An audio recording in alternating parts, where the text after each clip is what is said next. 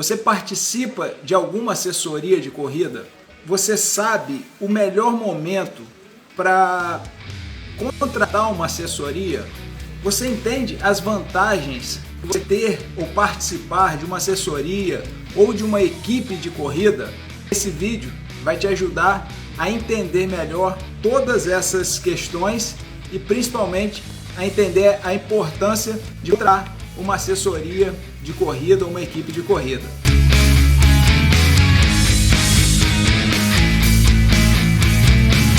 Vamos conversar com a Patrícia. Aê, Patrícia, como é que está? Tudo certinho? Olá, boa noite.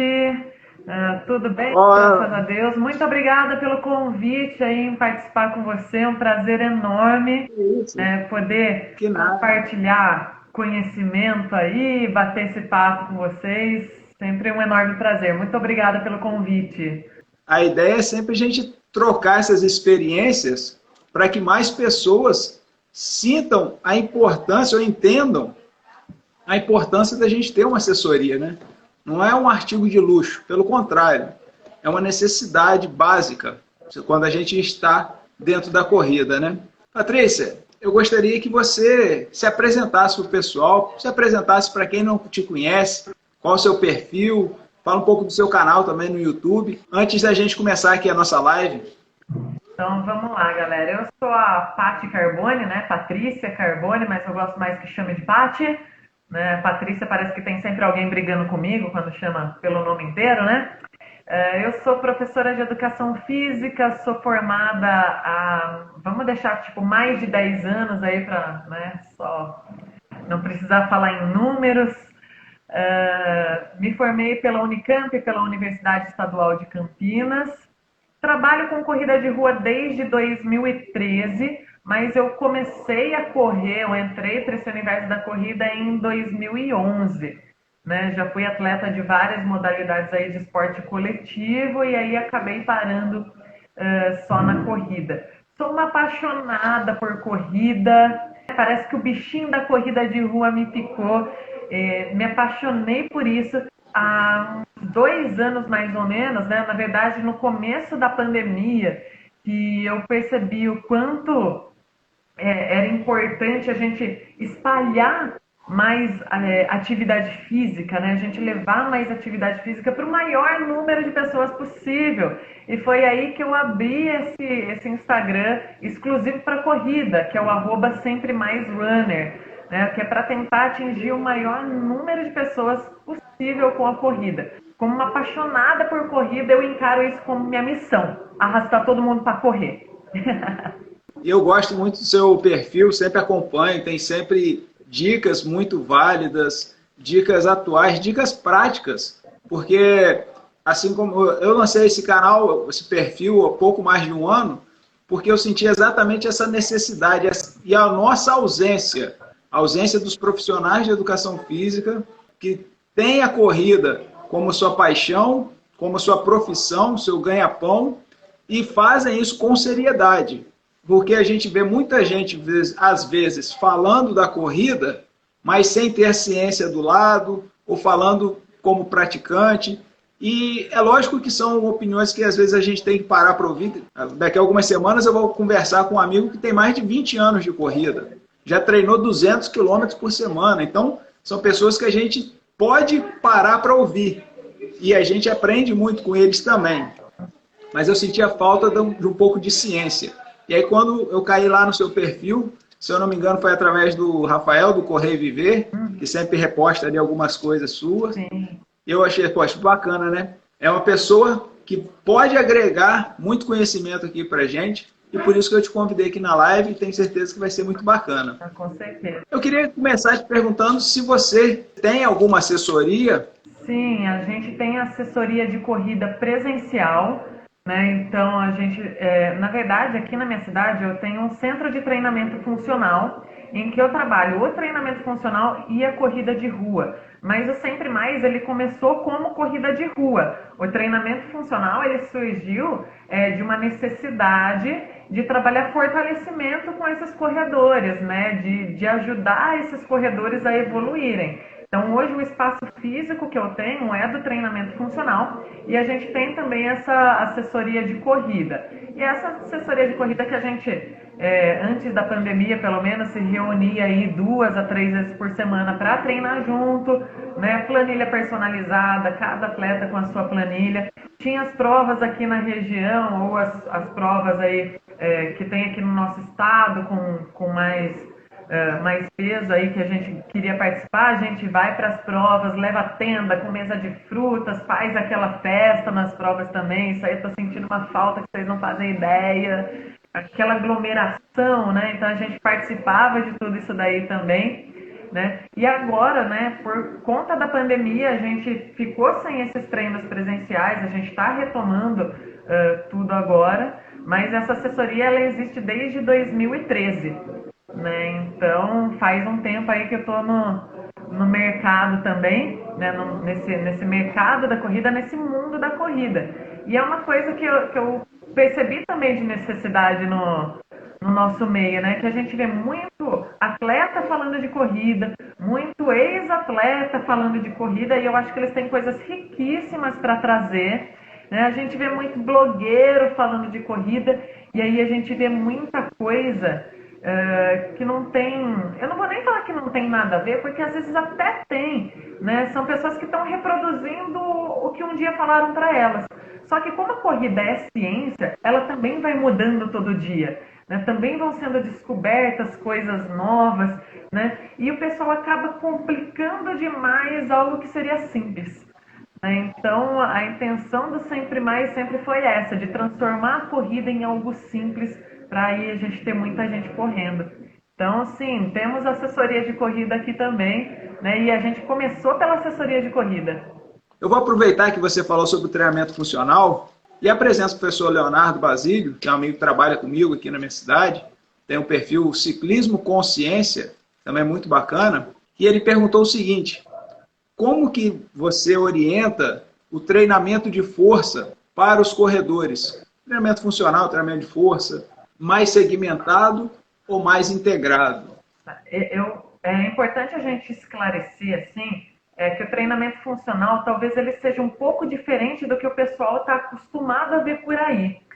Porque o treinamento funcional ele teve um boom nos últimos anos, só que o que a galera costuma falar de treinamento funcional, o pessoal praticamente fala de exercícios com o peso do corpo e deslocamento em cone. Então você vai ver tudo que todo mundo fala, isso aqui eu trabalho com treinamento funcional, você vê um monte de circuito, uma galera rodando em volta dos cones, e aquilo ali parece algo muito desconexo, parece que ele não tem um objetivo, né? Todo treino, para ser um bom treino, independente se é funcional, musculação, crossfit, para ele trazer resultado, você tem que ter um objetivo definido e o seu treinamento tem que caminhar na direção do seu objetivo. Né? A gente não faz exercícios por fazer exercício. Né? Não é assim, escolhi 3 exercícios e esse é meu treino de hoje. Não, eles têm que caminhar junto com o nosso objetivo. O treinamento funcional, quando ele surgiu, não faz tanto tempo também, o treinamento funcional é algo novo, mas ele veio lá dos Estados Unidos com Michael Boyle, né, que treinava a seleção de hóquei dos Estados Unidos, e aí ele reparou que os alunos dele tinham sempre as mesmas lesões, que as lesões elas tinham um padrão, e que ele mandava esses alunos para uma fisioterapia. Nessa fisioterapia, eles faziam normalmente os mesmos exercícios para essa reabilitação e retornavam para o esporte.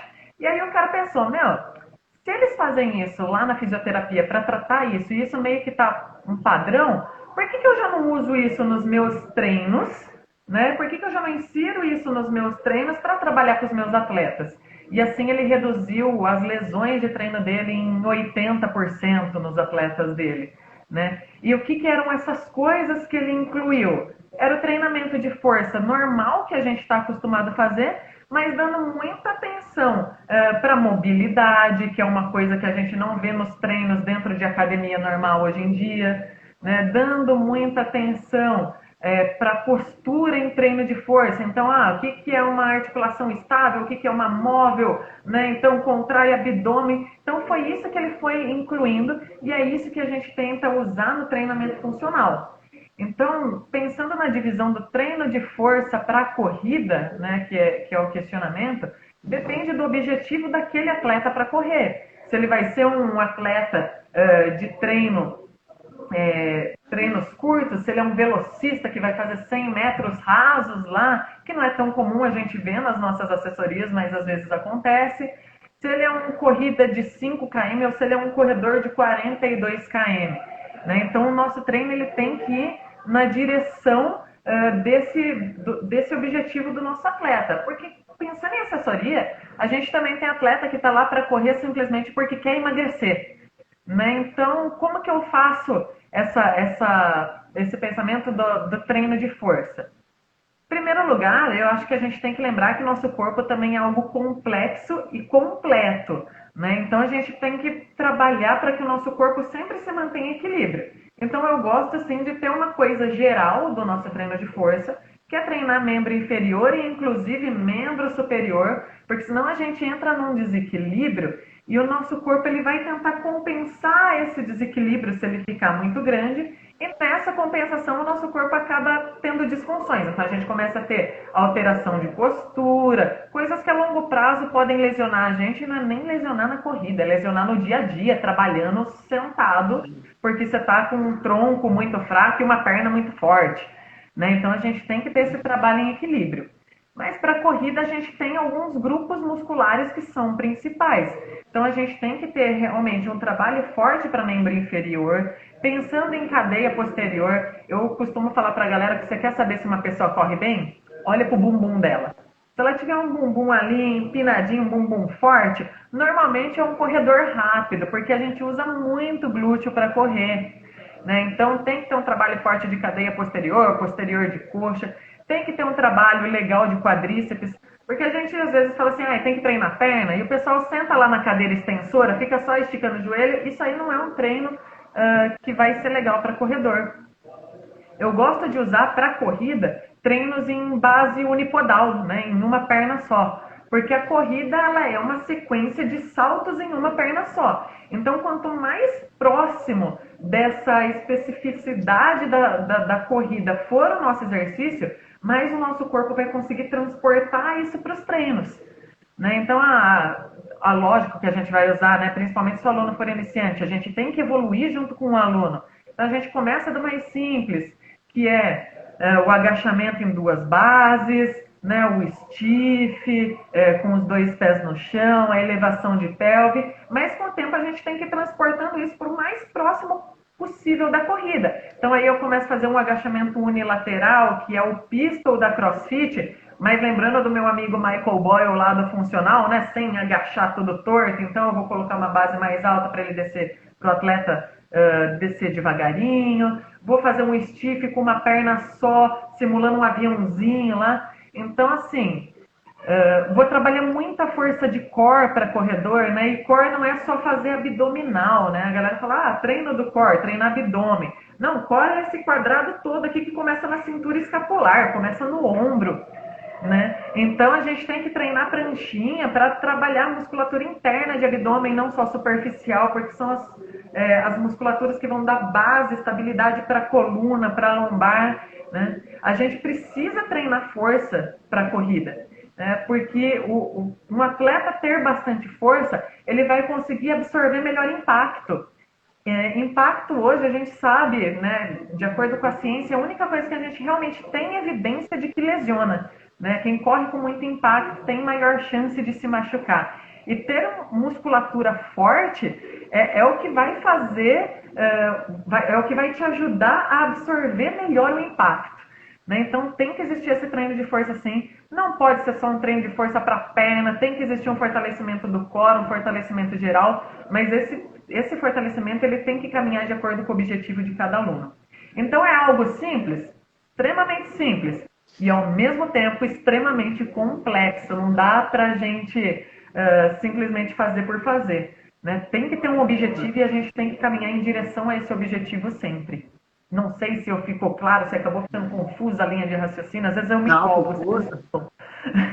Não, ficou claro, sim. Ficou claro que realmente a gente precisa ter uma assessoria, um profissional do lado para poder entender isso tudo, né? Porque até para a gente que estuda, que trabalha com isso, a gente sempre tem que estar buscando se atualizar, procurar novas informações que sejam relevantes, não basta a gente sair fazendo, né?